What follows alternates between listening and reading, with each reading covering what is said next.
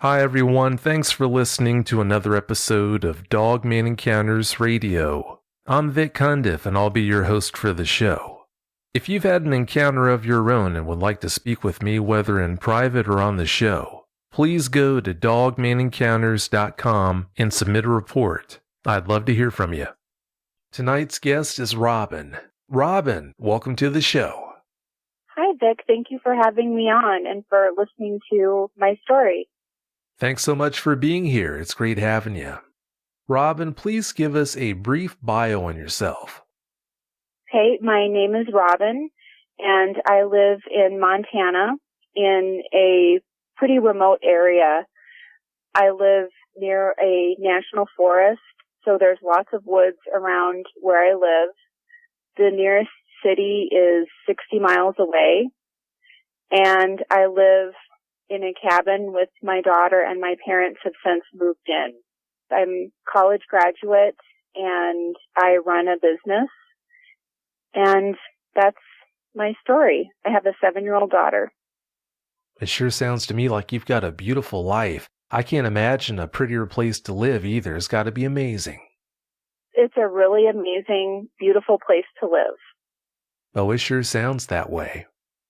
Robin, when was the first time in your life you heard the term Dogman? It wasn't until my brother and I had started listening to your show. This was maybe a couple months ago.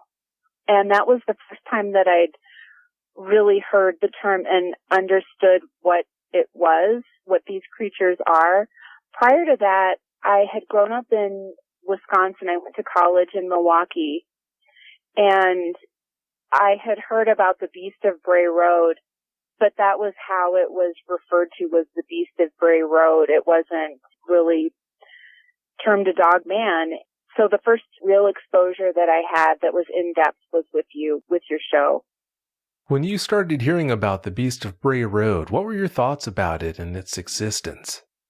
I thought that it might be something misidentified. The people that I had heard that had experienced it seemed credible, but when you're trying to wrap your head around something like that, in your mind, you want to just poo-poo people or think that it's something misidentified because the thought of something like this existing is pretty horrific. Oh, it sure is. There's no two ways around that. For some time now, you've had some unusual visitors around your property. Please tell us about that. We have, Vic. We have a very unique situation where our family is being habituated by Sasquatch. We've known about them since 2011, and at first it was a very scary thing, but after talking with you, I know that that was not attributed. I was attributing it to them, and it wasn't the Sasquatch. But as hard as it is for people to wrap their heads around this, we have almost daily activity with Sasquatch. They are usually tapping on our house, or we have frequent visual sightings of them, and they're so familiar to us, and our relationship is very amicable.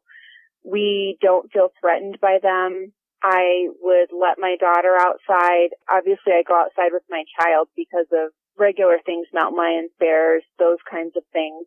But we would see the Sasquatch in the tree lines, and it just has been a very normal thing for us now to have these interactions with them, and we think that they are just wonderful and very loving, and we've never had anything negative associated with them. That's got to be amazing, just being able to step out the back door and there they are. It makes life very interesting.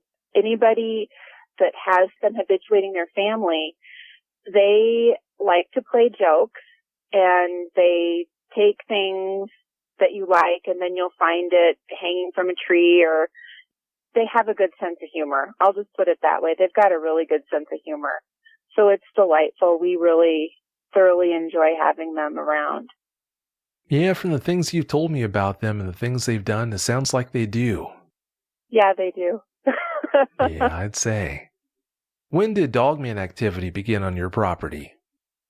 My daughter when she was 2 and just could speak, so this is just a toddler that could just speak, she started talking about these dog friends that tap on her window and want her to open doors at night and let them in. And I'm a single mom. I was living alone in the mountains with a toddler. So when I say we, I'm kind of referring to myself. I was trying to figure this out.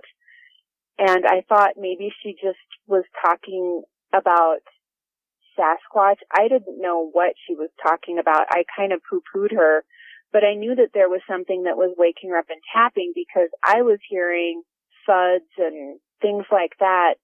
And when you are living alone, you want to make these incidences something normal, like the house adjusting or a stray branch hitting the side of your house, because the alternative is scary. Even if it's Sasquatch, when you're first acclimating yourself that these things are real, it's scary, even though they're a benign thing. So that was when I first started thinking, well, what are these dog friends and why are they tapping on the window? And my daughter couldn't possibly be making this up. I thought it was Sasquatch because I thought whatever it is, they're tapping and they want her to open the door. And she was very insistent that they want her to open the door. We have security locks in the doors of our home where you engage these locks and 4 pegs go out horizontally to lock in the door and then 2 come out vertically. So nothing can get in those doors, which I was very glad that we had those doors and she couldn't reach the handle.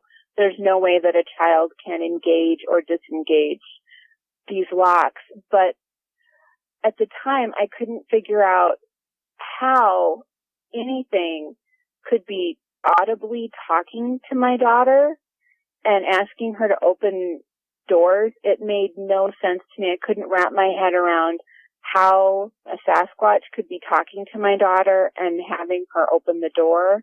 It was very, very frightening. And coupled with her saying these things was this feeling I can't even describe. I constantly felt this feeling at the house, and the best way to describe it is being in hell. It was very oppressive. I'm not normally a depressed person. I know my mind, and my mind does not go to dark places. I will feel down, but never dark. I was so dark. I was constantly feeling like I was being watched. It's a feeling of oppression. I've been in a fight or flight situation. I like to go trail hiking and run. And I've been in a situation where I was running and I had a cougar nearing my tracks and turned around because I had that feeling like something was being watched. That's a pretty serious situation to be in. Compared to what I was feeling, that was nothing. I would take that any day of the week over this feeling. This was like something at your soul, at a soul level, making you feel hopeless, like you were going to die, and constantly being watched. I can't even describe it. I felt like my house was a prison, and on top of that, my child is telling me that something wants her to open the door. And like I said, Dogman never even entered my mind with this. I attributed it all to Sasquatch, and that why the hell are they making me feel this way? I didn't know too much about them at all, but I thought they're creatures, and how can a creature, a biological being, make me feel this way? Like I said, our land around here is Crow. I was searching, like maybe I'm feeling this way because the house is haunted, the land's haunted, there's something going on. And at the same time that this was going on, I would hear the doors jiggle at night, and I thought it was our house was haunted. To me, that made more sense than some creature trying to get in and have access to my daughter, which is what I think was going on and still is occurring.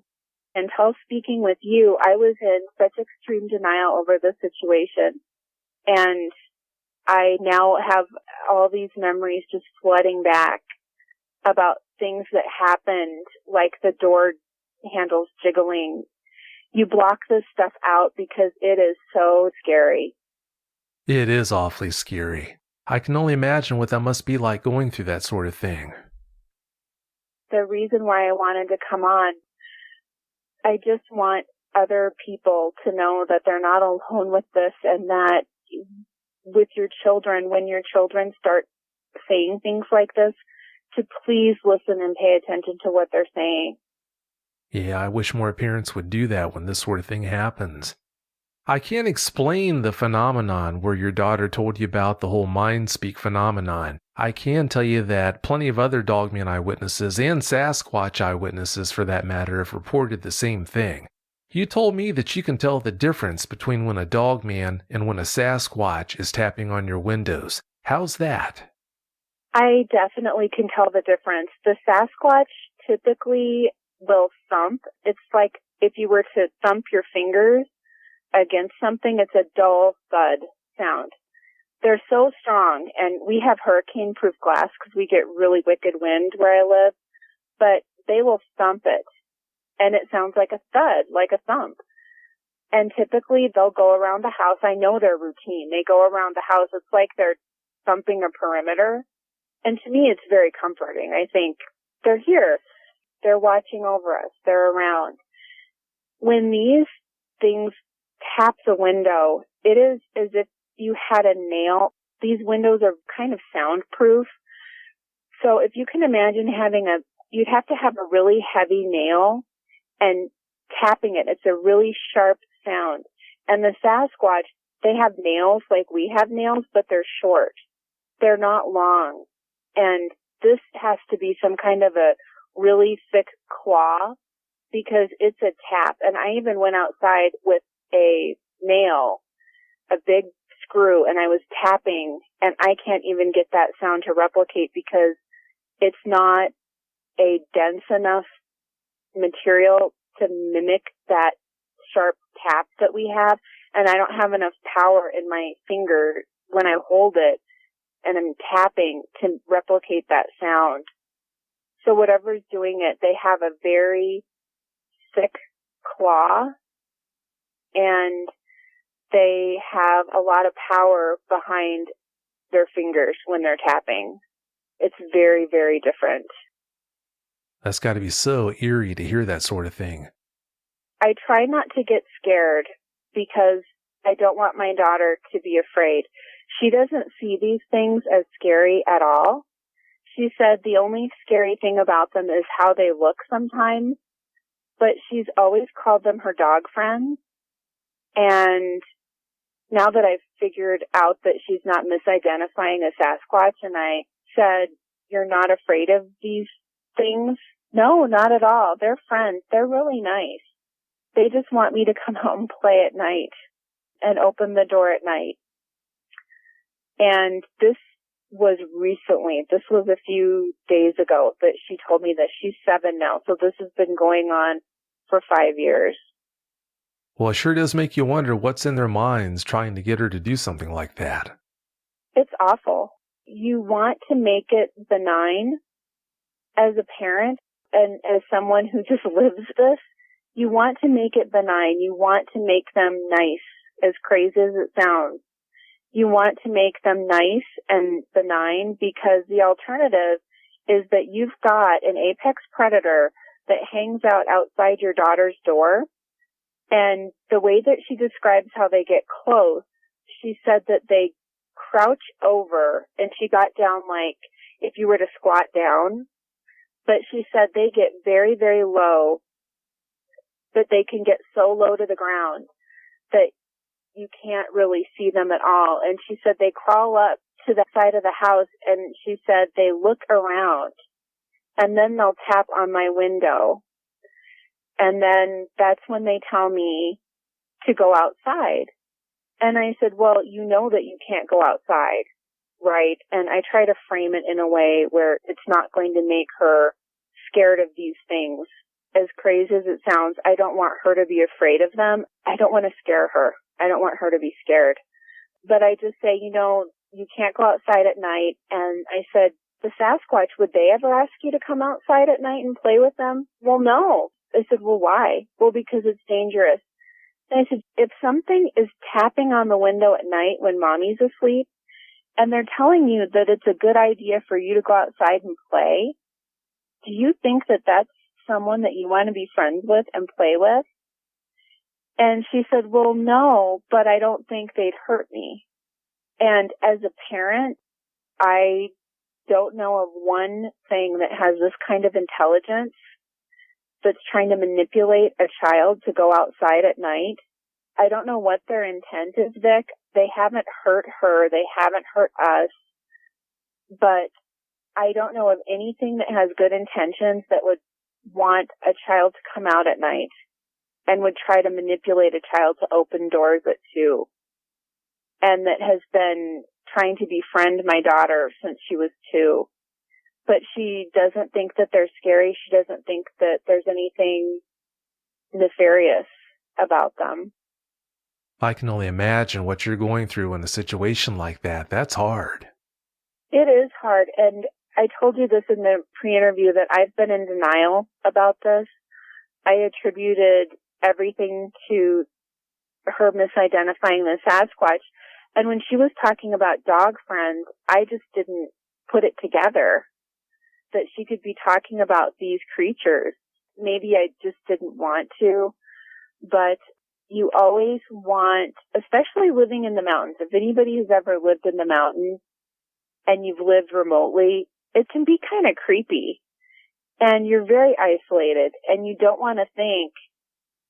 Sasquatch was hard enough to wrap my head around, but the thought that there's some apex predator that could easily eviscerate myself, my daughter, and anything that comes in its path, and that this thing is somehow targeting my kid, it makes you feel really sick. It's a sickening feeling because you don't know what they're after or what they want. And like you said, just because something hasn't happened doesn't mean something won't happen. That's true. I just hope this whole situation with your daughter doesn't take a turn for the worse. Hopefully it won't, but I guess you never do know.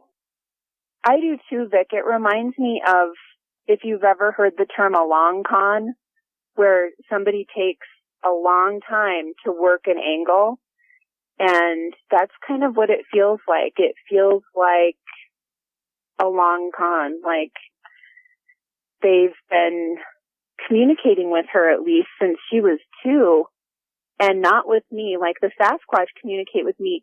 And it is a mind speak. It sounds crazy to people that haven't experienced it. I can guarantee you that if I hadn't experienced it, I would think I was crazy. But it happens. They can communicate ideas. It's not like how you and I would talk. It's like these ideas come in your head. So I'm pretty sure that that's how these things communicate too, because I believe that they are extremely intelligent. People think that they're animals. They're something more than an animal. They're manipulative. I believe that they have some kind of an agenda. I don't know how sophisticated this agenda is, but they're definitely making themselves very known to my daughter and now to me. Like you said, I hope this isn't some form of a long con. I guess time will tell though on that. Yeah. Yeah, it will. Until we did the pre-interview, you had never asked your daughter what the dogmen on your property looked like. What did she have to tell you about that? Well, until I contacted you, I was in complete denial about all of this. And I got curious after our first conversation, and I asked her what they looked like. And she said that they have ears on the side of their head, like us, that point back, but they're dog ears. They're not like human ears. It's just the positioning, that they're not on top of the head, that they're on the side like our ears would be, but that they're definitely dog ears. And she said they're really furry all over their face, that they don't have a long muzzle. And she said that their legs, so she hasn't been exposed to anything like this. I said, well, what are their legs like? And she said their legs are like a combination of Sam, which is our dog. He's a very big dog. He's a Great Dane Lab mix, but more the size of a Great Dane. She said it's like a combination of our legs and Sam's legs, but their feet are really big. And I said, oh, they have feet? And she said, no, paws. But she said they're really, really big. And she pointed, my brother is staying with us, and she looked at his boot, and he's tall. He's 6'2.5". And she looked at his shoe, and she said, like that. And I said, the whole paw is that big? And she said, the whole part of the paw. So she was looking at the pad of the foot, like if you would imagine a dog's paw, and pointed to the part where the ball of your foot would be. So the ball of my brother's foot. And then she said that it kind of has a part of its foot where our heel would be that extends back, but the heel's not on the ground. It's up above the ground. So I'm imagining that it must be how dogs have that hock that comes back. Maybe there's an extra pad back there. I'm not really sure. But she said that they have a really big, long, bushy tail. And she compared it to a wolf. She's seen wolves in the zoo. And she said it's like that. And it's really fluffy and really pretty. And she wants to rub her face in it because it looks so soft. She just wants to stroke her face with the fur. Oh. Is how she put it. So she's not afraid at all of these things. So then she said, and keep in mind, she's just has never been exposed to anything like this. Then she tells me about the upper body. And she said, well, they're really big and they look like they're really muscly, but their arms are really long and they come down to here. She was poking on my leg, like below your knee, about maybe 2-3 inches below my knee would be how she described their arms falling on me if I had arms like them. And I said, oh, so they just have really long arms, huh? And she said, yeah. She said, but their hands are really weird. And I said, oh, well, they have hands? And she said, well, they're kind of like paw hands. They're really, really long. She pointed to the palm of my hand, and she said that it's really long. And she put her hand at my middle knuckle and at the base of my hand and said, that's how big the palm of their hand is. It's really long, and it's kind of skinny in relative size to how big the hand is. I think she meant like it's an elongated hand. And then she said, she didn't call them fingernails. She called them claws, are the size of my fingers. She's little, so she has maybe 2.5-inch fingers.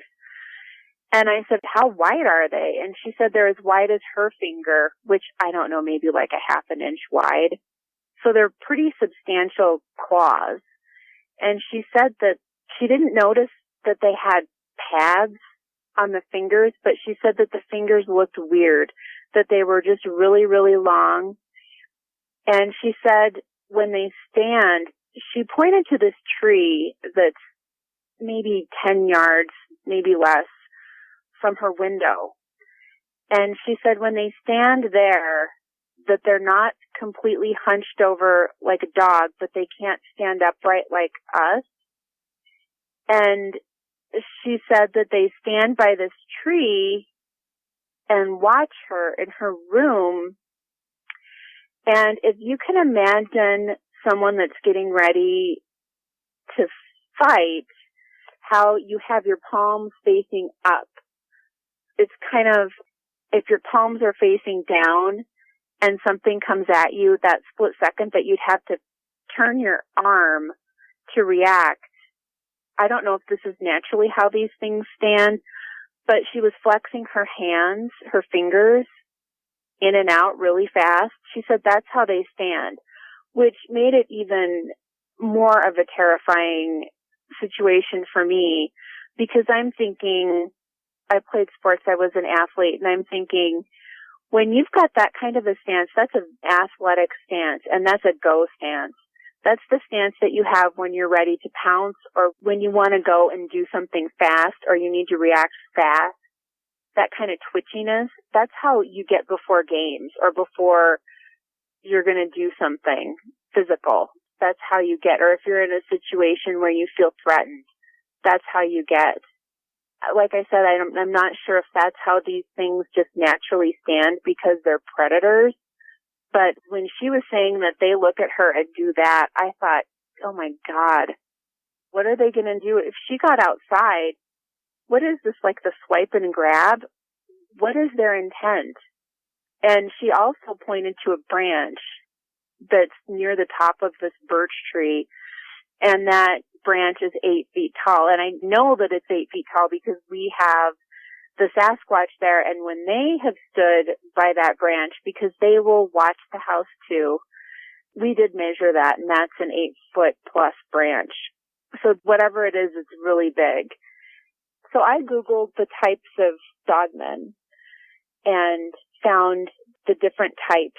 I didn't want to scare her, but I wanted to know what these things were and what they looked like. And so she's looking at these types, and she sees the type 3, which shocked me because she said that this thing didn't have much of a muzzle. And she said, it looks like this, only not mean. It doesn't look scary, Mom. It looks nice and friendly. If you look at the type 3, there's nothing friendly about that. I don't know how anybody, especially a little person, could look at that and think that there's anything cuddly, friendly, anything about that. And I was shocked when she said that that's what it looked like, because that type 3 has ears on the top of its head. And I even questioned her and said, are you sure? And usually when you question kids and you say, are you sure? And you put any frame of doubt that you're doubting what they say, they will change their story. No, she said, that's what it looks like. Only if you could make it look nice and not have a muzzle that's so long, that's what it looks like. And they're really nice, Mom. And, you know, it was the same thing with the hand posturing, that with the palms facing up. And she said that's how they walk when they're on 2 legs, that the palms face up. I questioned that because that seems so contrary to how we as humans walk, or how I've never seen anything in nature that normally walks on 4 legs, walk on 2. But in my head, I was thinking that can't be right. That can't be how they walk. And maybe it was because that makes it, to me, in the back of my head, I'm thinking, if you're walking with your palms forward, that gives you a lot more power, because you can easily pick something up, swipe at something. It just is a tactical advantage to walk that way once I started thinking about it. And then she also said, and this was all with very little prompting from me, I was very careful not to plant any ideas with her. And she started talking about those females. The way that she was talking about this, it was like seeing her friends at school. You know, it was so nonchalant, and she wasn't excited about it. So I could tell that this was something that she sees regularly enough to where she is not alarmed by it. She sees nothing wrong with it. She thinks that this is just normal. Because if kids see something out of the ordinary, or certainly something like this, they're going to be very excited, scared. If they're not scared, they're going to be so excited about it. And this was just like, yeah, you know, and the girls, they're skinnier than the boys. It's like you with my uncle, you know, and I'm not small. I'm 5'10", and I work out quite a bit. So I'm not a slight person. I have a pretty muscular build to me. And she said, it's like you with Aaron, like comparing you with him. And I thought, okay, so you've seen the females. And I said, well, is there any difference? I didn't want to get into the discussion about what their genitalia might look like. I was really curious about what that might look like. If it's like a dog where they just have the mammary glands going down the sides, or if they had breasts. I got kind of curious, but I didn't want to go there with my daughter. So I just stuck with that they're smaller than the men. But she definitely said that it looked like a type 3. And then yesterday, she just has been talking about this quite a bit lately. And yesterday she said, well, the only thing scary about them, and this was unprompted, this was right before bed, unprompted, the only thing scary about them is that they do look like a werewolf. And I just didn't even, Vic, I have been trying so hard not to be reactive to this and not to scare her. And I just said, maybe they look that way. Maybe they look scary like a werewolf, and they just can't help the way they look. I mean, I don't even know how to react to this anymore because, like I said, I don't want her to be afraid. But at the same time, I'm on high alert at my house now with this. Robin, you've got your work cut out for you. I can't even imagine what you're going through with all this. Will you help? And speaking with another person who had an encounter the other day really helped wrap my mind around this, because I think that our minds are, what we want to do is we want to rationalize this. And I certainly have tried to rationalize this. I've tried to make them into this benign thing, because why wouldn't my daughter have been hurt? Why is my dog still alive? Why haven't we had anything really scary happen lately?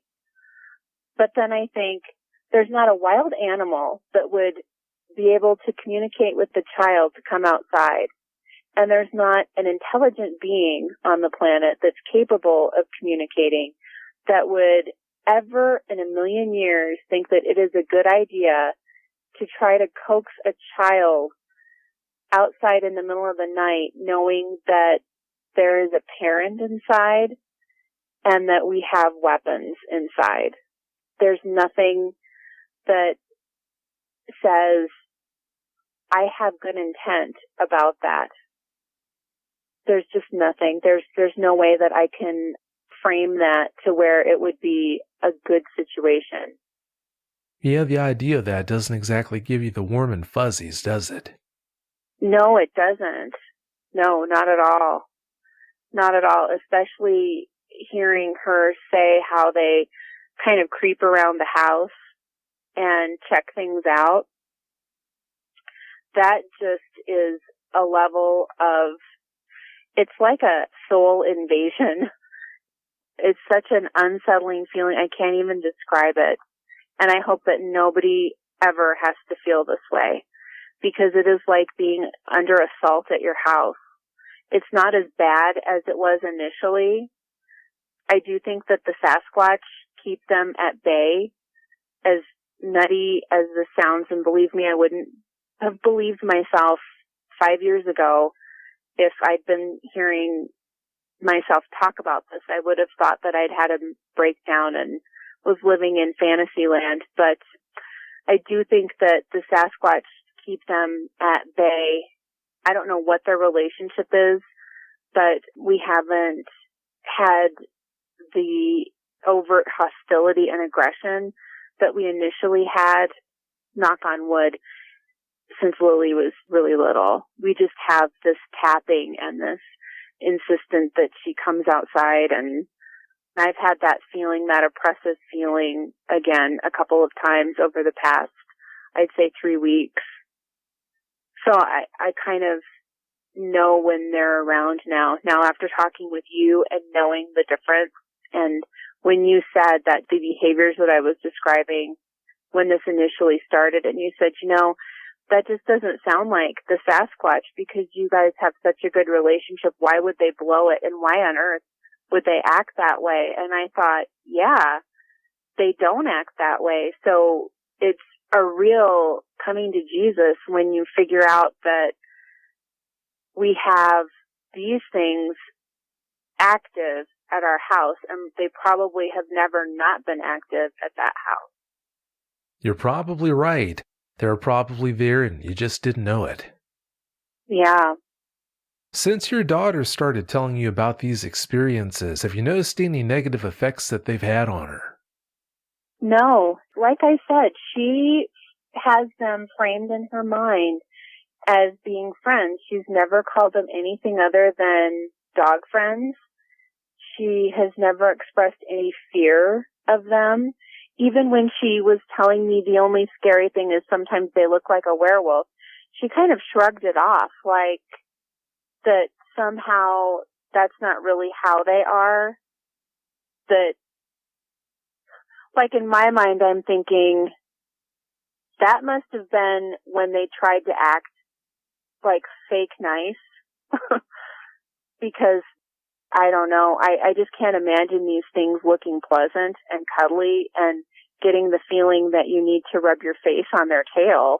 But she said that she just wants to rub their fur. And I mean, it's a very frightening and horrific feeling that your child doesn't have any sense of fear regarding these things, but she hasn't had anything negative, not one thing, which is good, but I guess in a way it might be kind of bad because there's nothing there that is preventing it. I mean, if she wanted to open the doors, she's old enough now where she could open the doors and go outside, and I couldn't do anything.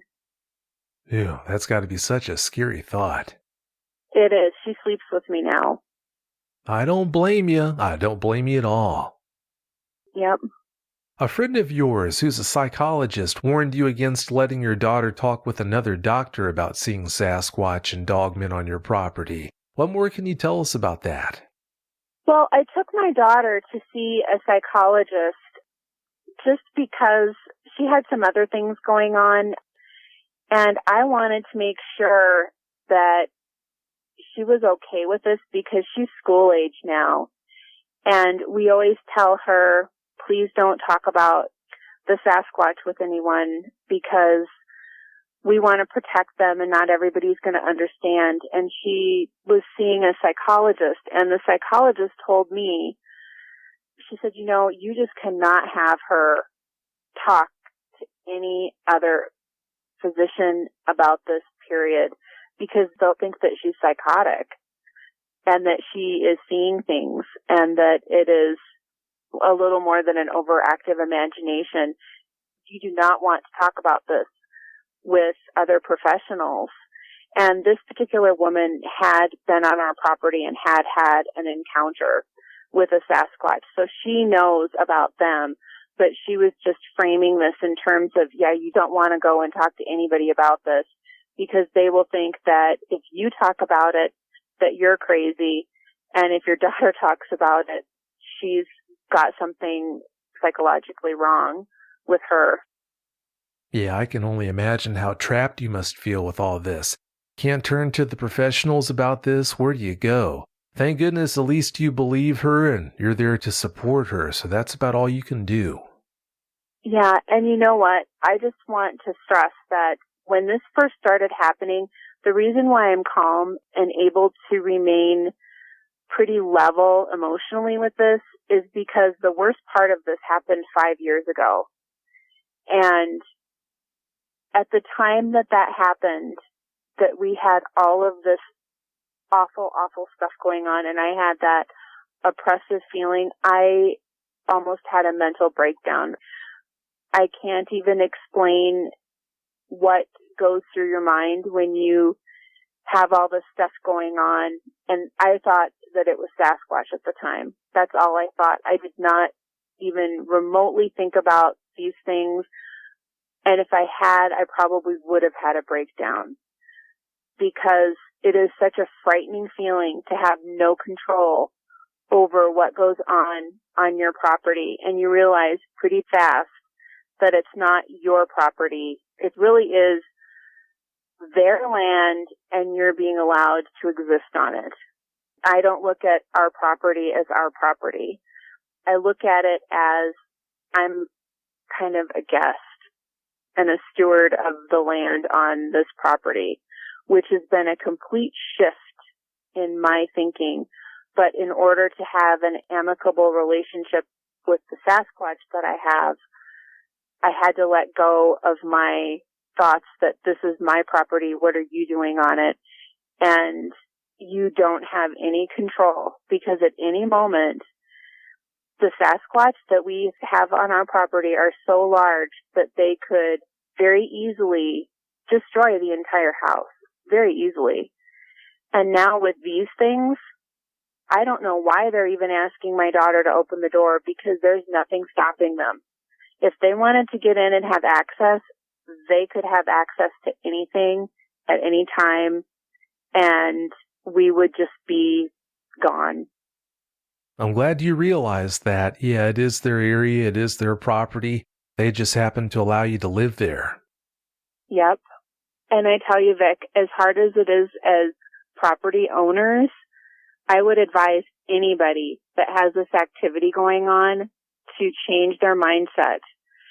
And as hard as it is, to look at it as you're a guest there and to be very respectful of these creatures. Because whether you like it or not, they choose where they're going to be. And if they want to be on your property, there isn't a thing you can do about it. And the best course of action is you have to be assertive, but there's a balance. I found that you have to be assertive. You have to not show weakness, but you can't be aggressive either. You just have to be very respectful of them and of the land. You have to be respectful of the land is what I have figured out too. Yeah, you're not going to intimidate these things. You're not going to outmuscle them. So, yeah, that sounds like that would be the best course of action. We talked about your daughter's experiences, but let's move on and talk about your own experiences with dogmen, starting with the encounter you had when you were 10. Please tell us all about that.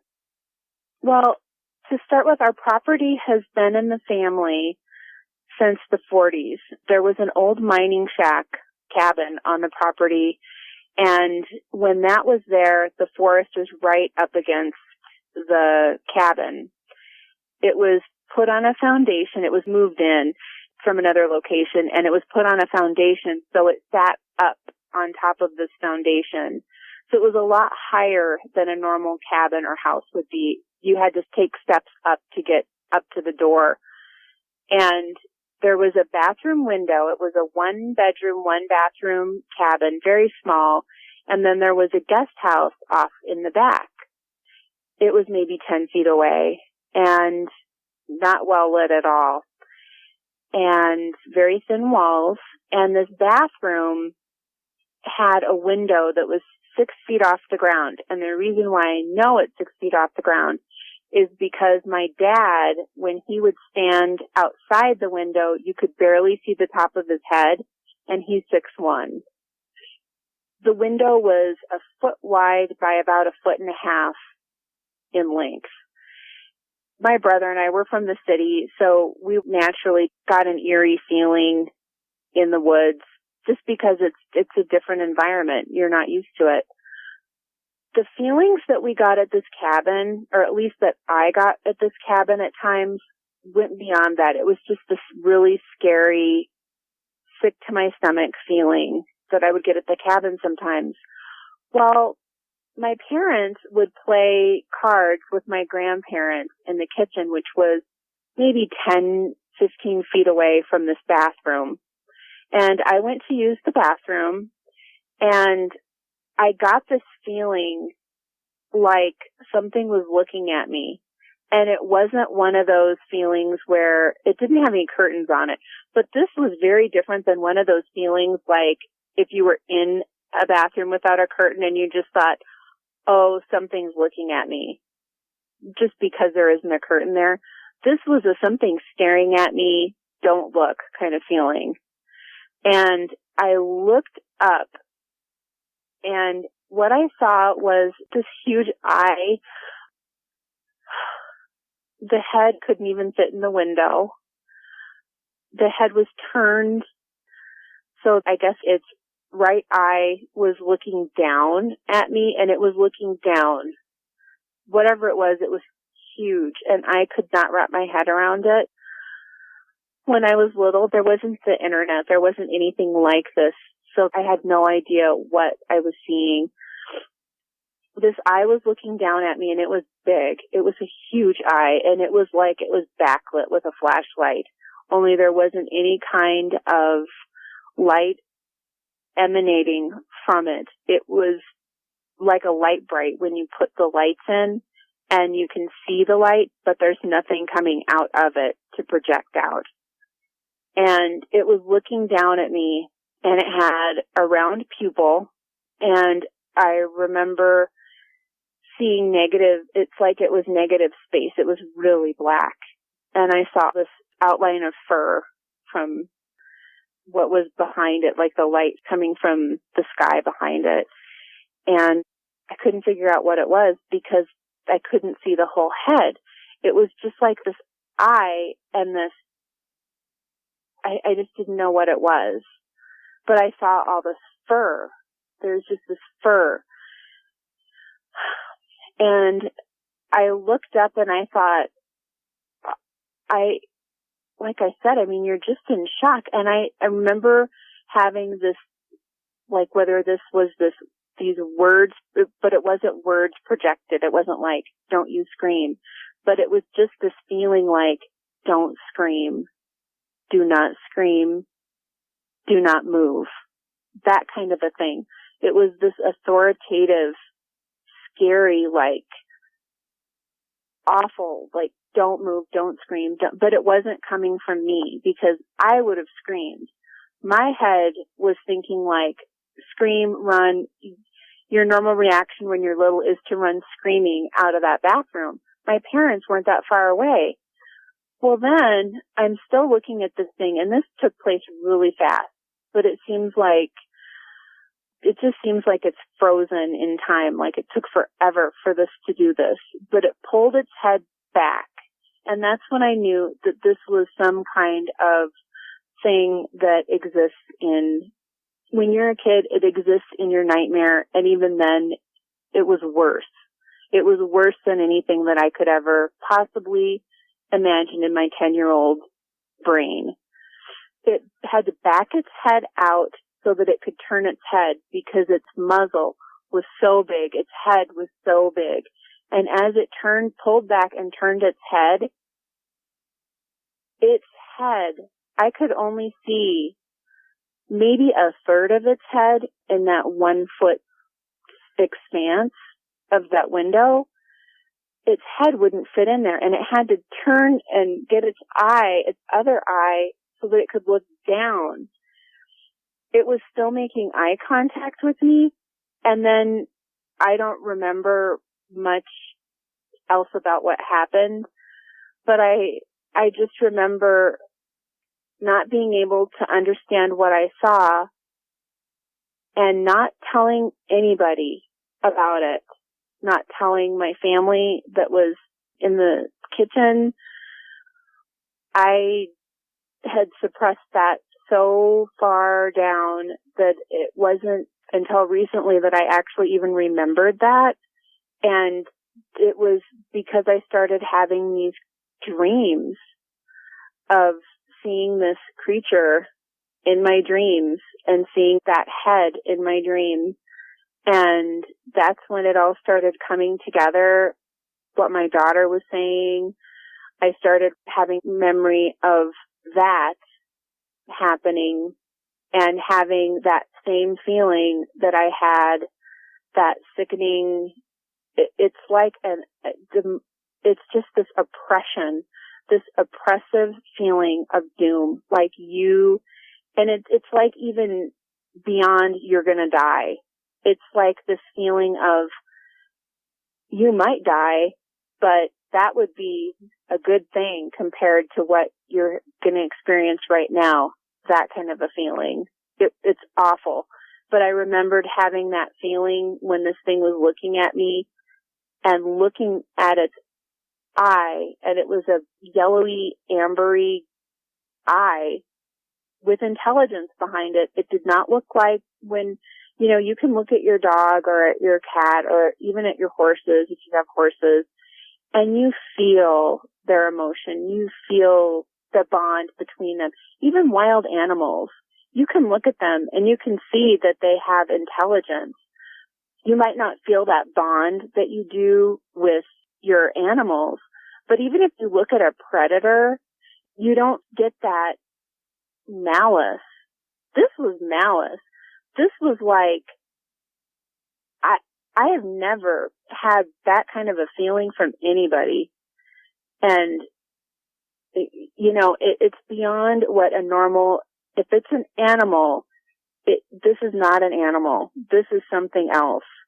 This was something that had intelligence behind it. It had malice. There was some reason, I think, why it targets people, and it could have easily never been detected there. Why it would look in the bathroom at a little girl and glare and let me see its whole face and see how big it was and how massive it was, and then just walk away. It's crazy. And I don't know, Vic, if they can suppress your memory. I don't put anything. I think these things can do a lot more than we can understand. And I don't know if they're capable of suppressing your memory or if it's something that our brain does to protect ourselves from these reality altering experiences. But I pushed that so far down that I just had recently remembered it. But I know that that is a memory. It's not something that my mind started racing and suddenly my mind made this up. My mind doesn't work that way. If my mind's making something up, it's making up that I have a Porsche. It's not making up that I'm seeing this thing. I would not want anybody to ever see this thing. I wouldn't want anybody to ever experience the feelings that come up. That happened when I was 10. I have not gotten overly emotional about talking about it, and I feel just like I could sob like a baby right now, and I feel sick to my stomach just remembering that. It is an awful feeling. And then I started having these nightmares of seeing its head, and I didn't see the body, but I just saw its head. And it's like it's trying to convey this dread.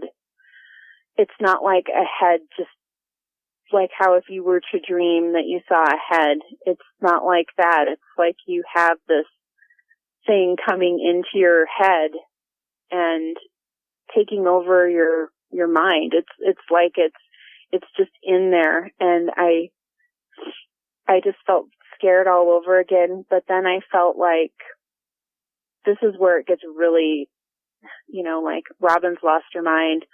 I felt this, and I don't know how to describe it. It's like this energy from within. And it was like this energy for me projecting out against that thing. And then it got better. Like I could see that it was kind of pushing it away.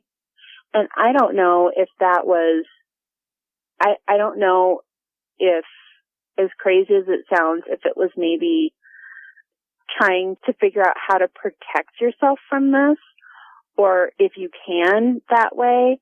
I don't know. But in my dream, it was like if you can imagine meditating, and when you get to the point where you feel like you can move chi or move energy around and then project it out, that's what this felt like an energy projection that comes from you that kind of pushed this thing out, as crazy as it sounds. But that was what I was dreaming.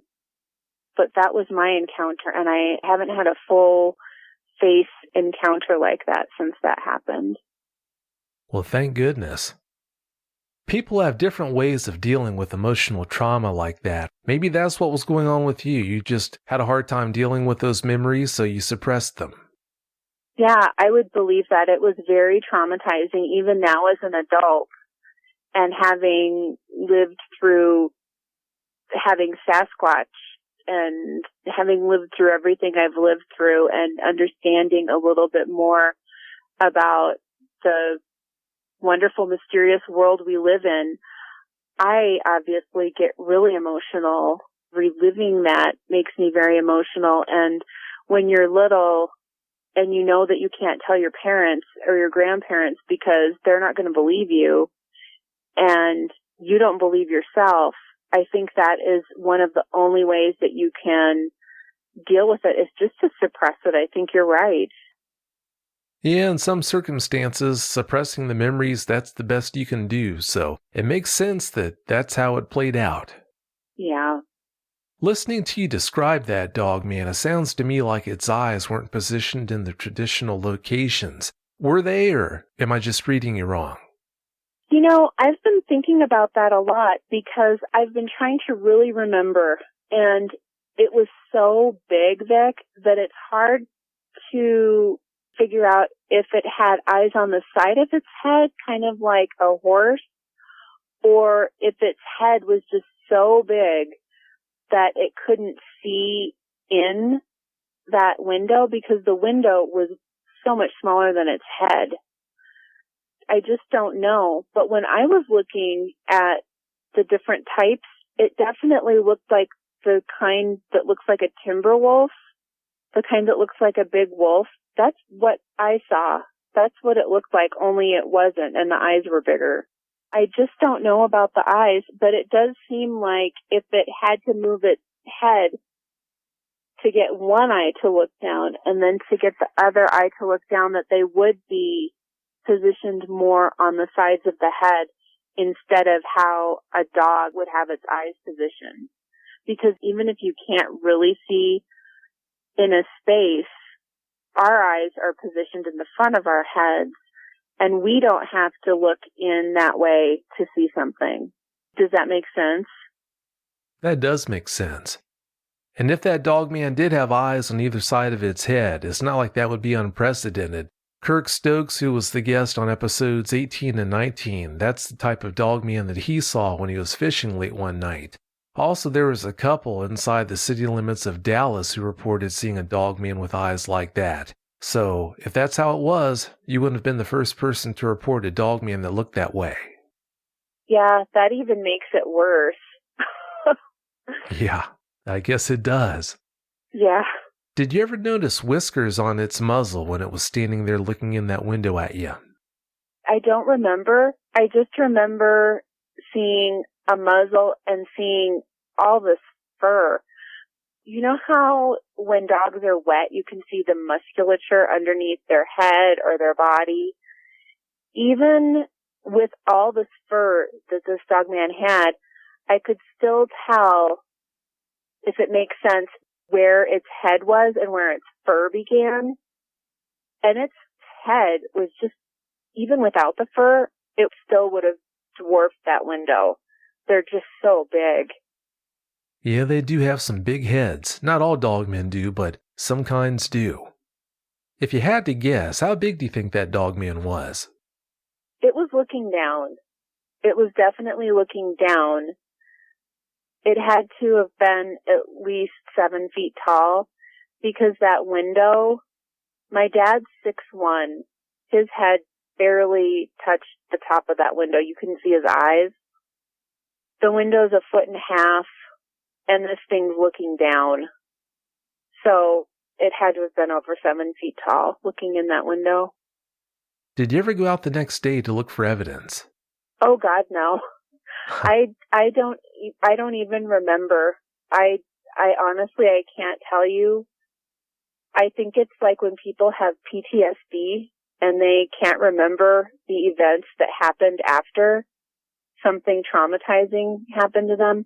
I couldn't tell you. I don't remember what I did, but I know that I most likely did not go look for anything. Oh, I don't blame you. I don't blame you at all. One time you found something strange by your bedroom window. What did you find? Well, this was when we just had started having all this activity. And I mean, when I say activity, I mean this was nonstop. There were bangs constantly on the house. It sounded like it was coming from the subfloor. We have a crawl space where underneath the house there's the heater and the water heater and all that. It sounded like it was coming from the roof. Sounds all over. Just constant activity. And I woke up one morning after hardly sleeping and having all this, because this activity was going on and I hardly slept. I was so scared, just thinking it's Sasquatch. I was just scared. And I woke up, and here is a pile of guts right by my window, right underneath my bedroom window. And nothing else, no organs, just guts, just intestines, and I don't know if the stomach was attached. I didn't really look that close, but it was just this pile of fresh guts right there. And at the time I thought, well, I knew I had two things going through my mind. I thought, number one, the Sasquatch are going to kill me. And this is just like the warning. When you're scared, you think the weirdest things. I thought, I'm a goner. This is how I'm going to go. This is like showing me you're dead. We're going to get you. Or it was something threatening. If they weren't going to kill me, it was something threatening, like, we can get you any time. That's what I thought. Or I thought, well, it's some kind of a gift, or maybe they left it to be nice. I didn't know. But at any rate, before, the thought in my mind was that it was threatening and that I was a goner, that this was some kind of a threat. But they left a pile of guts by my window. And then the thought occurred, is this the trade? What are they going to trade? What do they want? You know, it felt to me like it was some kind of I don't know. It was so gross, and it was so just odd and icky. I didn't know what to think of it, but I certainly didn't think it was anything positive. But again, I thought it was Sasquatch because I didn't think these things really existed. Yeah, when you look at a pile of guts sitting outside your window, it is hard to know what to make of that, but maybe it was in fact some sort of an offering, whether it was from the Sasquatch or from the Dogman, we don't know, but maybe that's what it was. Yeah, I don't know, Vic, but I can tell you that the Sasquatch, when they leave things, it's usually toys. Or I like rocks, so they'll leave me rocks. They find things that they know that you like. Like for me, ironically, I have a bracelet that I keep in, it was a gift, and I keep it in a little, I lost the bag, but I was keeping it in a little blue Tiffany bag. It's robin's egg blue. And they will give me, when I'm out walking or running, I'll find robin's eggs in July on a log in the middle of the woods when I'm running, or over a place. I usually go on trails that aren't loops, that usually run in and run out on the same trail. And where I was before, there'll be something there. It's usually things that I like, not something that I would think is scary. And I don't think they eat that kind of thing. I've never had that happen since. So it doesn't make sense to me that it would be them. It could have been. I'm not ruling that out. But to me, it doesn't make sense with the things that they know that we like. Even back then, they were leaving, I don't know where they got them, probably from a neighbor or someone in town, but they would leave those plastic flowers out sometimes. So they do things like that, but not anything that gory. Well, I know dogmen seem to love entrails and gut piles like that. Sasquatch, they've been known to take gut piles from hunters too. I don't know how much of a delicacy it might be to them, but I know on some occasions people have reported them taking gut piles from areas where they've shot a deer, for example. But what's behind that, I really don't know. I don't either. I'm just glad that I'm alive to tell the tale, Vic. Huh, me too. I'm glad you are too. Yesterday you saw something strange back in some pine trees on your property. Please tell us about what happened. I did. I was out, and like I said, I'm just, I guess, coming to terms with this, and I guess trying to wrap my head around all this, because I've been in denial for so long of things that were so obvious. And I was outside. We have a very large field, and then we have woods, and it's very thick woods. And I was maybe 8 or 10 yards away from the tree line, and I saw this green, it was like a backlit eye in the tree line about 6-7 feet back. It was maybe a foot off the ground, and it was very large. It was almond-shaped, but you know how the almond has the tip where it's kind of pointy? It didn't have that extreme of a point. And the reason why I know the kind of detail is because it was a very large thing. And to me, it looked like an eye. Because there's nothing out in the woods right now. It's brown. There's nothing out there that would be able to naturally make that color. There's nothing in nature. There's leaves. We don't have leaves that color. And it was a very bright green, and it was backlit. So it was very obvious that something was there. I didn't get that creepy feeling, but it definitely was not a Sasquatch. The Sasquatch, they have brown eyes.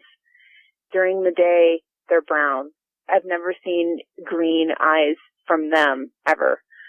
I have seen them where their eyes are like an amber, but it's a really pretty amber, and it's warm, and it is backlit like this appeared to be, but this was green, and this was backlit, and it was in a spot where the Sasquatch will usually kind of halfway down in when we have company over and they want to see what's going on.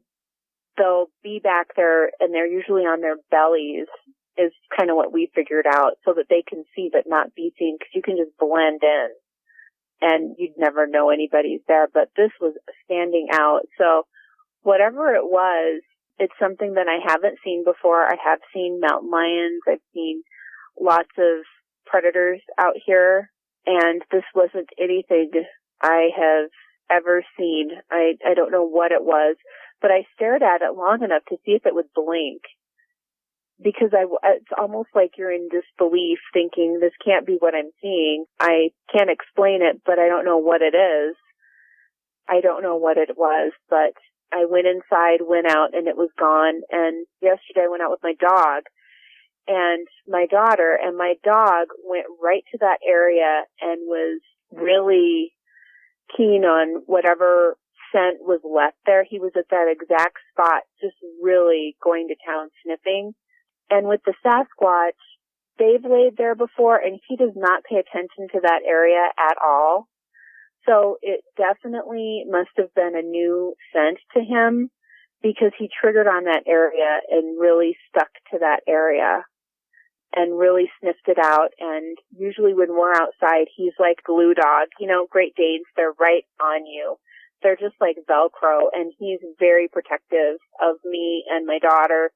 And when we're outside, he'll run and play, but if we're out, he's right by us, paying very close attention to us, and he just couldn't care less. He was so keyed into whatever the scent was by whatever was laying there, and I didn't have the guts to go back and see. I am not going back there.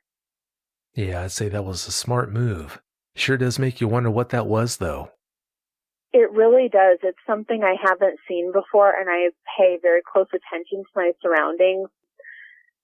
I did before you and I had spoken, and before I had figured out about what's going on our property, just because of mountain lions and other things. You pay very close attention when you live remotely. But like I said, this was nothing that I'd ever experienced, and it's not there now, so it's not replicating. And like I said, there's nothing green that would produce that kind of internal illumination that I can think of. I don't know what it was. Well, if it was back in thick trees like that, even during the daytime, maybe it was dark enough where you were seeing eyes shine. It's just hard to know. Yeah, it really is. But whatever it was quite large. It was about the size of a golf ball, maybe, but more of an almond shape, not round. Yeah, if that was an eye, that's a pretty big one. Yeah. You think a dogman might have broken into your home one time. Why do you think that? Well, I think that at the time when we were talking, like I said, I thought all this was Sasquatch, and that they were just these rude, awful creatures that invaded my home, and I thought they were doing all this. Well, like I described before, our locks are security locks. So when you engage these locks, there's 4 pegs that come out horizontally and 2 that come out vertically. The pegs are about the size of a man's pinky in width, and they are 1.5 to 2 inches long. So they really lock in to the door frame, and the door frame is cedar. We have cedar logs framing the door, and it's a French door in the back of our house. And the front of our house has almost like a French door, but they're all glass. The entire back of our house is glass so that we can enjoy the river and things. My aunt knew about the Sasquatch on our property, and she and I had gone to the nearest town just to go do shopping, which was 60 miles away. We came back, and the back door was open. The locks were all engaged, and there was a big crack running up the center of where the top of that cedar log is that runs horizontally over the top of the door. It's a very big log. There was a crack going up from that cedar log all the way to the roof, which caught my eye immediately alongside with the door being open. And we went over there to the door. These locks, I can't even explain to you. There's no way to close the door with those locks engaged because of the logs that frame the doorway. Something had engaged these locks and pushed with such force with the locks engaged that it dug into the cedar log that framed it. It split the cedar log coming down from the top down. There were 3 door latches at the top, the middle, and the bottom, where the tongue of the door, I don't know if that makes sense, where the tongue of the door comes, and then it closes. So in addition to the security locks, we have those door latches, too. And where those were, it was just split. The log was split, and there was all this damage.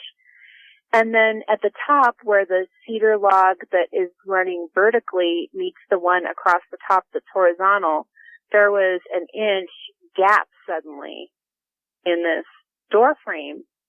And my first thought is, what happened? What on earth could have done this? Because I can unlatch those locks. I'm not a small person. I'm a very strong person. I can't push on that door and make those latches, even with the grooves that were left from that damage. I can't push it and make it go in, even into these grooves. It's just impossible for me. You can't do it. So we got the door shut, looked at that, and then we started looking around the house, and there were these deep, deep gouges. At the time, my daughter was 2, so this was when all this first started going on. So I had baby latches on every single cupboard. Everything had baby latches. Well, where I keep the garbage, there are these huge gashes. That's the best way to describe it, is gashes and gouges in the pine. We have pine cabinets. In the pine cabinets, there are just these gouges, like something trying to open those doors and couldn't figure out how to disengage the baby latch. Just these huge, thick gouges. And I could fit my pinky into one of these gouges. And the same thing where I keep the dog treats, ironically, there were all these gouges over there. You know, at the time, we're thinking that it's Sasquatch, that they're doing this and that they're naughty. They must have accidentally done that to the door. And, you know, even though they don't have claws, they have finger pads. They must have somehow used their finger pads to gouge out these huge gouges in pine wood cabinetry. So, you know, you wrap your mind around whatever makes sense at the time, but we had all that damage inside the house. And then at the same time, was talking about these dog friends and how they would come and take little bits of garbage, but they wouldn't take enough so that you would notice. And I'm thinking that she's misidentifying Sasquatch and saying that Sasquatch comes in the house and gets in the garbage and takes little bits. And I think in retrospect, she was talking about these dog friends, because I think as little as she was, she knew the difference between these two beings. And then we had all this damage to the garage door where, if you can imagine taking the head, you know how nails have different head gauges, and you have some that are maybe the size of your thumbnail? If you can imagine taking one of those, or maybe the size of like a middle finger one, maybe not the size as big as a thumbnail, but if you can imagine taking those, something that has a point that's that diameter and width, and clawing, but not clawing like scrape clawing, like if a cat claws at something and the nails engage and they stick to it and it leaves like that prick. If you can imagine that happening to a steel garage door, like the kind that you open with your hand to go into the garage, that's what happened to our garage door. My garage door has claw nail point damage right by the door. Like if someone was trying to get in between the door frame and the door to kind of pry it open, that's what it looks like. We have that damage. And then the night before the gut pile was left, my daughter and I were sleeping in my bedroom. At this time, I had her sleeping with me because I was scared and because I didn't want her alone in her bedroom. We heard, it started off with all this pounding on the side of the house and banging. I tried really hard not to be scared because whatever it was, my daughter's not scared. And the most important thing you want to do as a parent is to keep calm and to keep your kids calm and not make them scared because you're scared. So I'm trying to remain calm. And there's all this banging going on. And then we hear this god-awful crunch, like crunching. And it sounds like my roof is being crumpled like aluminum foil. And this is a metal roof with bolts, thick bolts the size of your thumb that are bolting this. It's to keep snow from sliding down on you. It's a 5-inch lip, I guess, that's bolted on the top of our roof. Our roof, to get to the roof line, it's 20 feet. The guest house roof is 16 feet at the peak of it. Well, as I'm hearing all this crumpling of metal from the back of the house, right by my head, it is a corner of the roof, and that is between 12 and 14 feet high. And I'm hearing it crumpling up there. So I'm not only hearing all this god-awful roof crumpling from the back of the house, but also from the front of the house. And then I hear the loudest, I don't even know how much something would have to weigh to make the sound on the back deck, but I thought the deck was going to collapse. It was this huge, two things, boom, boom, right after the other. It wasn't like one foot hit then the other. It was two distinct things landing on both feet on my deck. And I can't even describe the feeling of absolute horror and fear. It was just like I felt like I was being assaulted. I felt like we were under assault. I didn't know how to protect my daughter. I couldn't call the police. How the heck do you explain to the police that you have what I thought was Sasquatch jumping on your deck? And I didn't know how to explain it, and that they did damage to your roof, that you think that there's something on your roof crumpling a metal roof that you can't hit with a hammer and make a dent. Maybe you could make a small dent, but that's the strength of this roof. It's a very sturdy, strong roof, thick metal, and it's being crumpled like how I would crumple aluminum foil. I could hear bolts popping out of the top of that roof. I didn't sleep that night, and that was the next morning when I found that gut pile. And that probably added to my feeling that I was going to die, and that was, to me, it felt like a threat. Like, yeah, look what we can do to your roof. We can do this to you. This could be you. That's what I felt. Maybe in retrospect, they felt bad for damaging my roof and left that as a peace offering. I don't know. But the next morning, I called my aunt, just petrified. She came out. We saw all the damage that had been done. And the next day, we stayed at her house for a month. I went back to that house to let the dogs out, and I would stay there during the day. But during the day, I was terrified. I felt this awful oppression. I felt like impending doom. You can't even describe this feeling. It feels like something is pressing down on your soul. It is beyond fight or flight. It's beyond fear. It's beyond depression. It's like you're in the bottom of a well full of darkness. That's how it felt when I was at that house.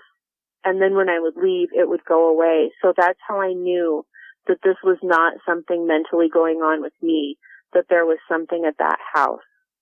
And every time I went there, I felt stalked, and it was just an awful, awful feeling. And we stayed with my aunt, but even at her house, we heard pebbles being thrown at the house, and she's 10 miles away. It sure sounds like you were under siege in that house. That's what it felt like. And another reason for telling my story is because there's nobody you can call. There's nobody you can call. I was alone with my baby and alone in a remote part of the country. And like I said, I thought it was Sasquatch. Now, do I think that was them? Absolutely not. No, I don't. But even with them, and people more readily believe that now, that they exist, who can you call? How can anybody protect you from this? And I think you have to assert yourself, but like I said, in a respectful way. And you have to claim your own power, but in a respectful way. You can't be cowering around these things, because it wasn't until I got so fed up with this, just so entirely fed up with this, and got mad. And I had seen a person who I trust, who's a religious leader, and they had told me to just go and stand your ground. So that's what I did. As scared as I was, I went to every little inch of that property, and it's a big-sized property. It's acres, and I went all around our acreage, and I just said, look, if you are not good, you are not allowed here. You cannot be here. This is where I am. This is my space. This is my daughter's space. And if you are not good, if you have bad intentions, get out. You're not allowed here. Only I said it in a way that comes from a part of your body, and I think a part of your soul that you can only access when you are that desperate, that mad, and that frightened of something. It's like this power that you hear about people having when a child's trapped under a car. That's the kind of internal power that I found, that I projected out on every part of my property. And it wasn't until then that this stuff eased up, and I felt respite from that oppression and from all that constant, and I mean, when I say constant, I mean constant knocking, constant just noises all the time. It was all the time. My aunt would come over and we would sit there, and it would just be constant. The knocks, the bangs, the noise on the roof, but we didn't think anything was on the roof. I mean, we didn't know that anything could get on a roof that was that big. But we heard noises on the roof, and we just assumed that the Sasquatch were just that big that they were banging on the roof. But now I think it was these things on the roof. But it was just constant, and it was like, it kind of sounds like someone banging. It wouldn't be that threatening. If you have something that huge banging on your house all the time, and then you couple that with this oppressive feeling that you don't have when you leave your home, it feels like you're under the worst kind of psychological warfare. That's the best way to describe it, is psychological warfare. It felt like it was tactical. Yeah, psychological warfare does pretty much sum it up. Was there ever an option for you to sell that home and move away? It would have been an option. It's a very valuable piece of property financially. It's a very expensive piece of property. I had brought it up that I think that this house needs to be sold. I'm glad we didn't. I think that there was a time where I probably would have sold it. That was probably the worst month there, or 2 months being there.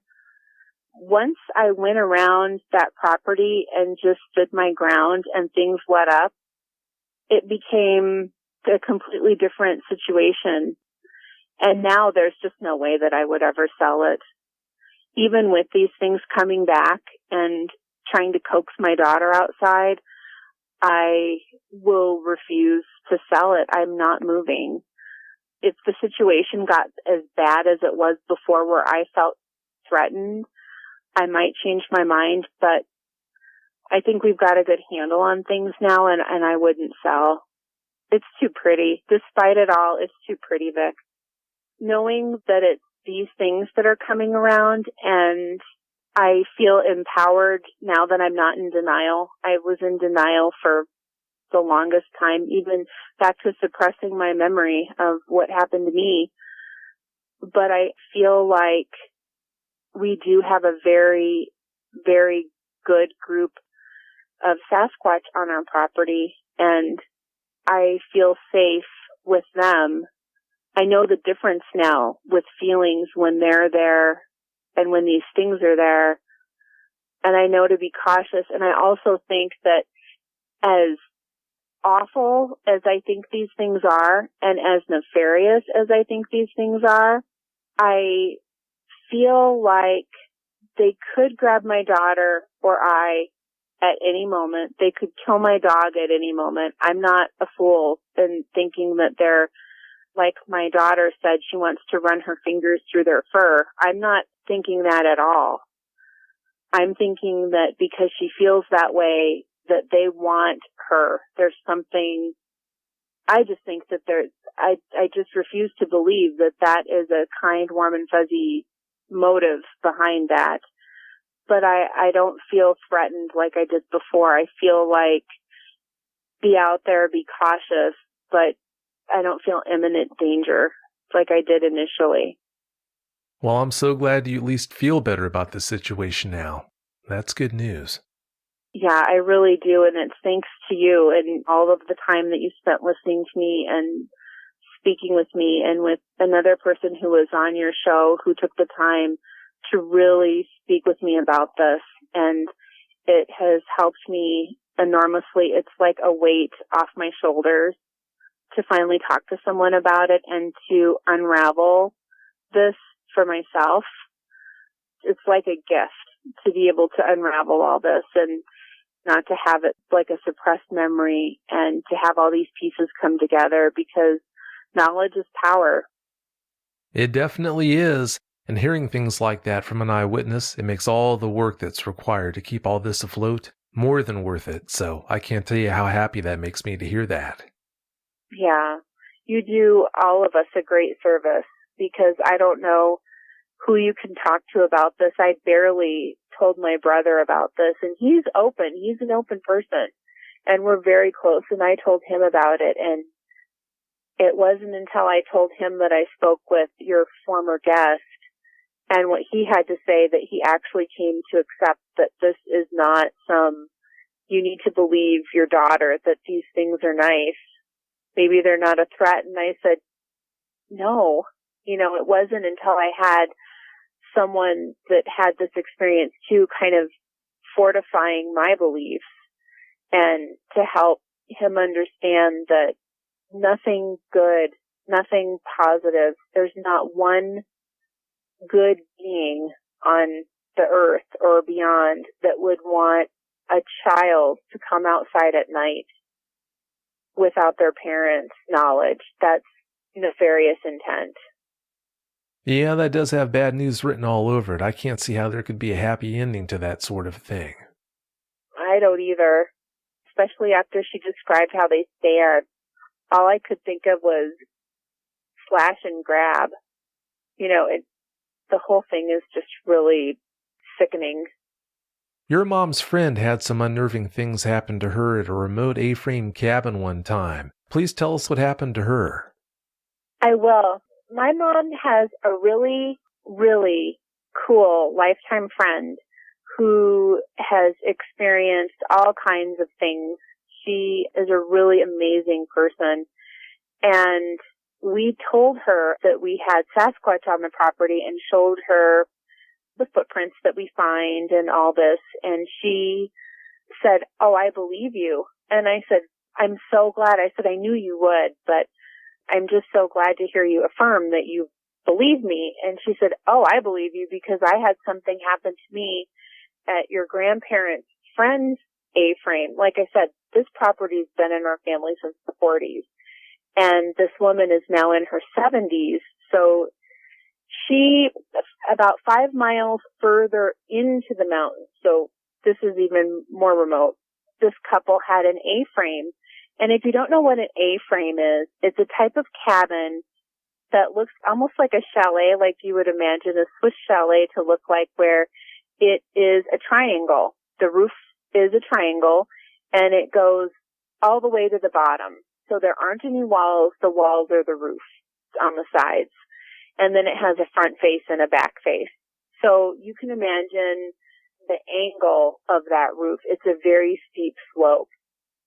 So this friend of my mom's was telling me that when she graduated from high school, she was a senior, and she and a bunch of her girlfriends asked permission to go and stay at this cabin.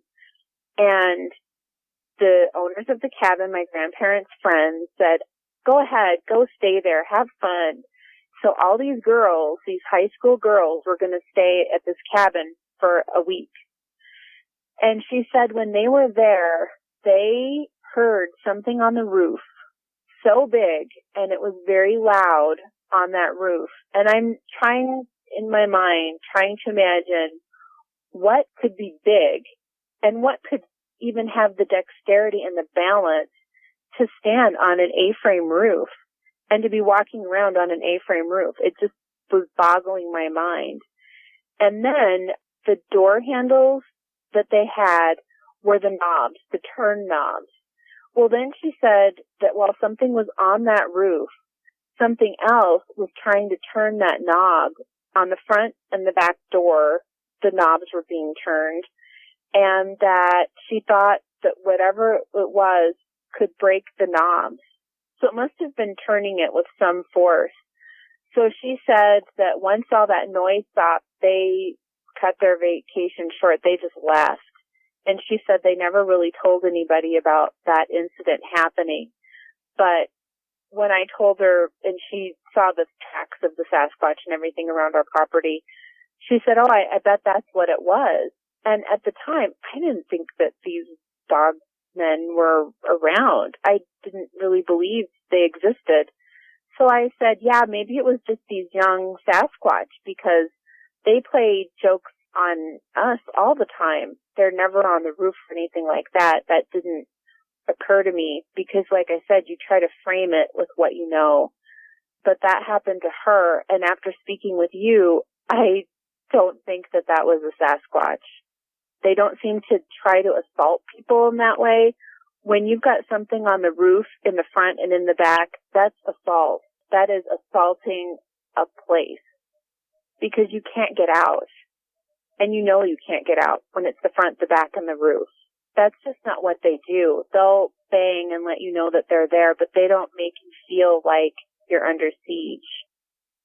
Yeah, I wouldn't be surprised if those weren't Sasquatch either. Wouldn't be surprised in the least if they were dogmen, because as we know now, dogmen do seem to like spending time up on roofs for whatever reason.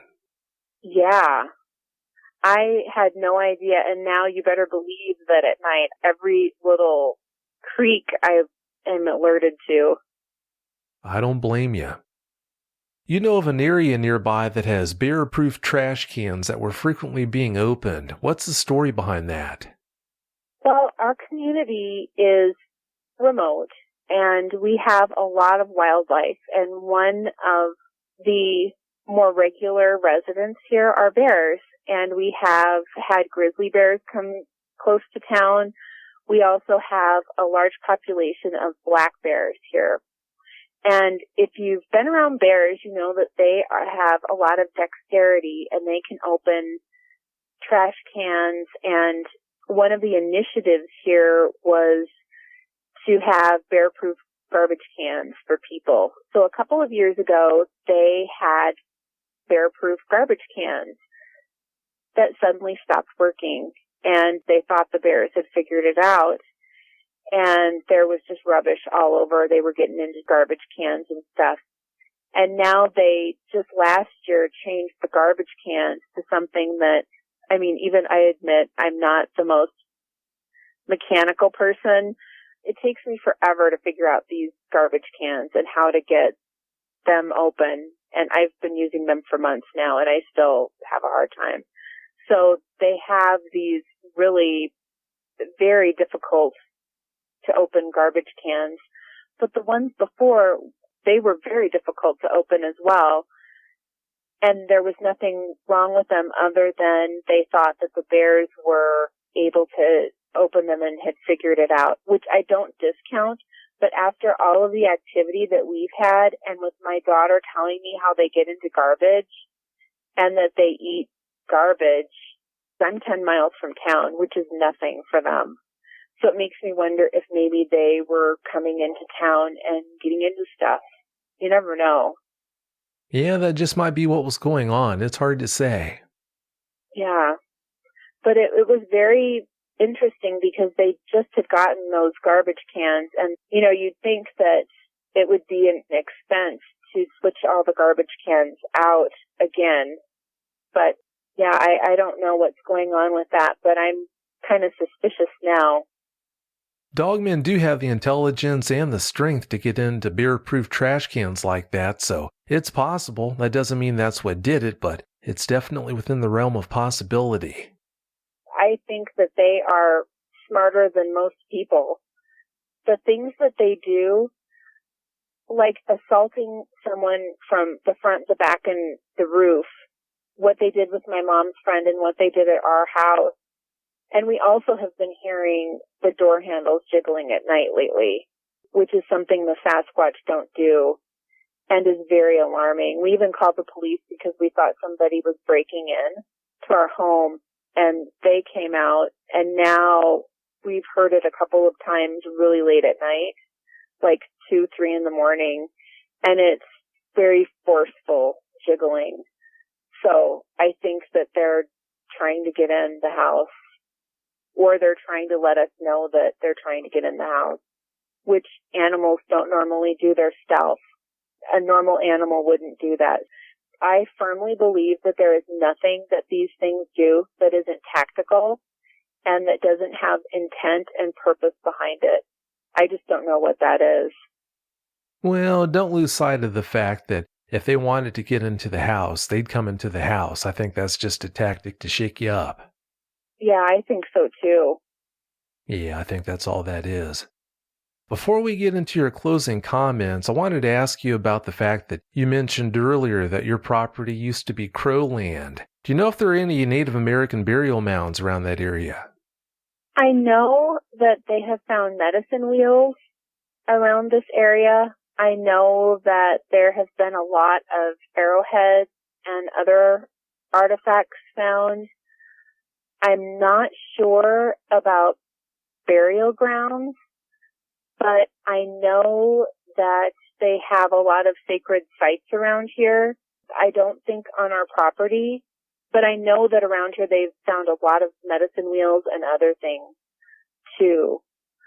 So nothing would surprise me, and I bet that there is something around here because the whole area was native land.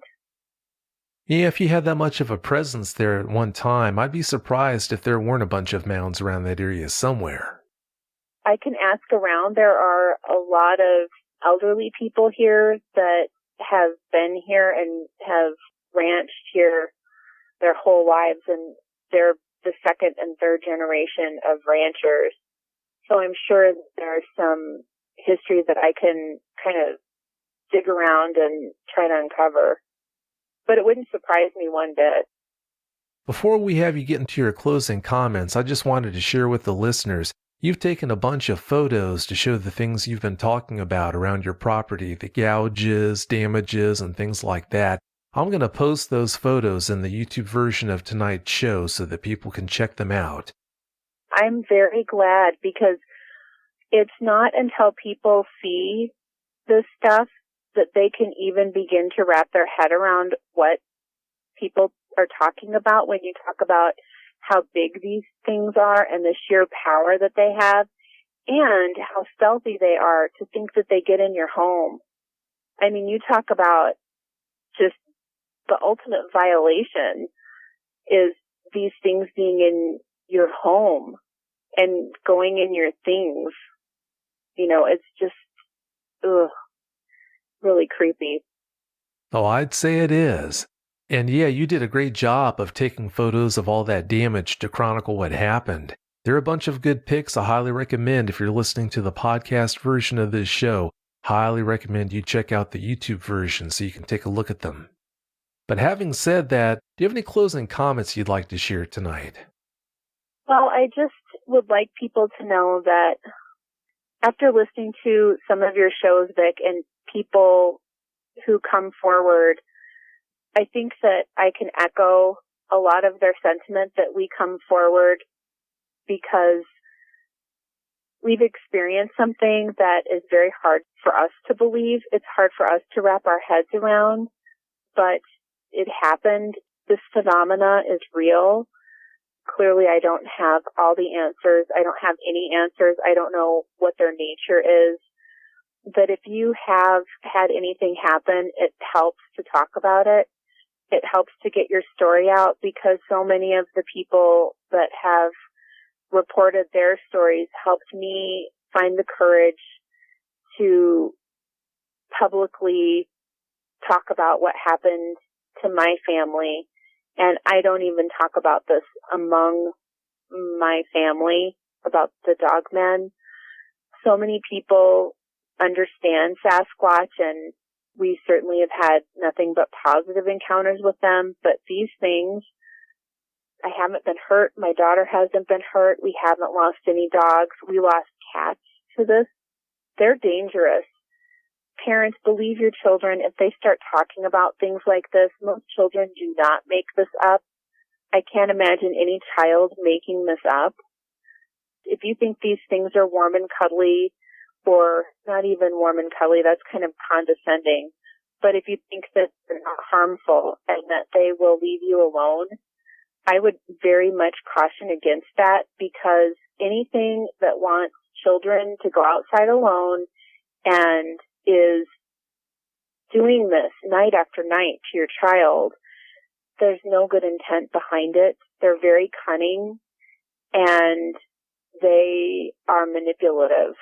And I would not go looking for them. I would not seek this out, because I also think that once you find them or they find you, that for whatever reason, it makes, I don't know how it happens, but I think that they track you or can follow you, or there's the way that they can find you, as crazy as that sounds. So please don't go seeking this out. If you haven't seen one, you are a fortunate person. Oh, I'd say so. Robin, I wish you nothing but the best. Thanks so much for your time. Well, thank you, Vic, and thank you for all of your help, because you truly have helped bring some kind of closure to this. Even though it still is ongoing, you really have helped with healing and coming to terms with something that is just very difficult. So thank you. Oh, you're welcome. Well, Robin, thanks again so much for your time. I hope you have a great night. Thank you. You too, Vic. Good night. Thanks. Bye-bye. Bye.